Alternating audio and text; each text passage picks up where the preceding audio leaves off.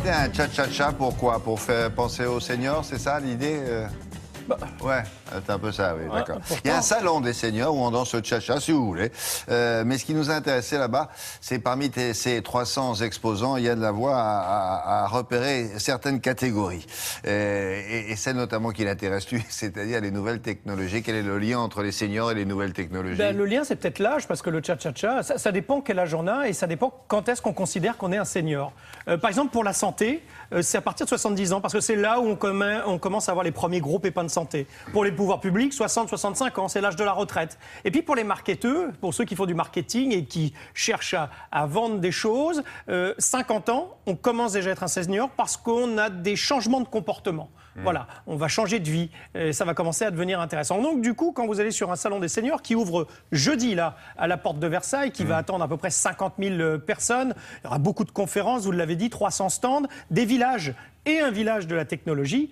Forcément, ceux qui ont entre 50 et 65 ans sont encore un peu plus intéressés parce qu'il y a 12 millions d'internautes de plus de 50 ans en France. Quand on dit nouvelle technologie, on va expliquer, c'est l'accès au net et la façon de s'en servir. Alors en partie, parce que certains cherchent des jobs.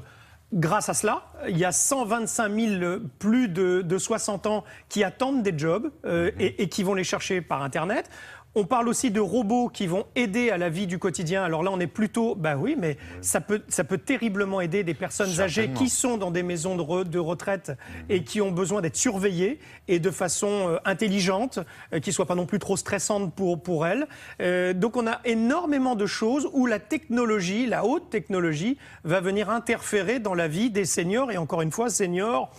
On commence à 50 ans et puis c'est jusqu'à la fin de vie, donc ça, on peut, après 100 ans même. Et là, vous allez voir que la technologie peut intervenir. Donc on vous propose quelques idées en avant-première de ce que l'on va voir à partir de jeudi et jusqu'à dimanche à la porte de Versailles.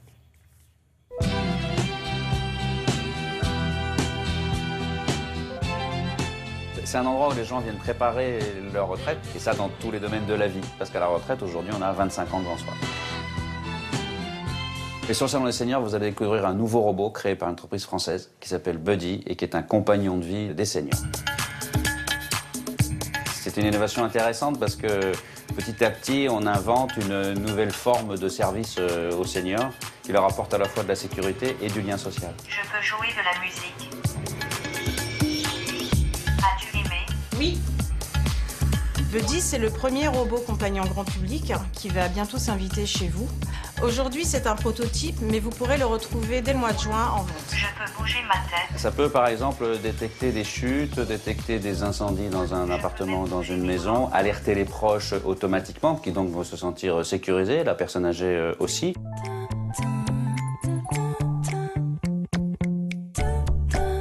C'est aussi une entreprise française. Et là, c'est tout le domaine de la maison connectée qui va apporter de grandes qualités qu'un senior attend de toutes les technologies d'une manière générale.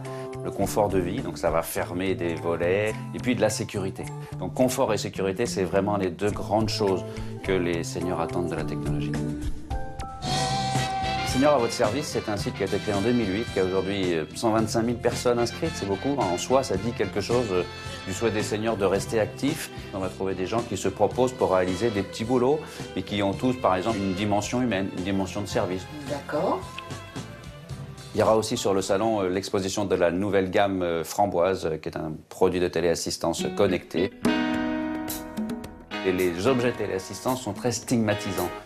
Tels qu'ils existaient jusqu'à présent, ils montraient à tout le monde autour de moi que je suis en situation de fragilité, au point que j'ai besoin d'un outil de téléassistance si j'ai un problème. Bonjour Monsieur Langlois, on peut vous aider? Il y a une entreprise française qui a créé un objet qui se vend comme un bijou, qui a l'intérêt de ne pas avoir une tête de bouton de téléassistance, mais une tête d'un bijou plutôt de bonne qualité. Alors vous voyez que ça coûte cher le bijou. Non, ça vaut pas spécialement cher. C'est plus le service qui lui vaut cher. Oui, c'est le service de téléassistante. Donc vous voyez qu'il y a quand même, ça concerne vraiment tous les âges pour le coup. Le coup du petit robot, on aura peut-être du mal à s'y faire pour l'instant.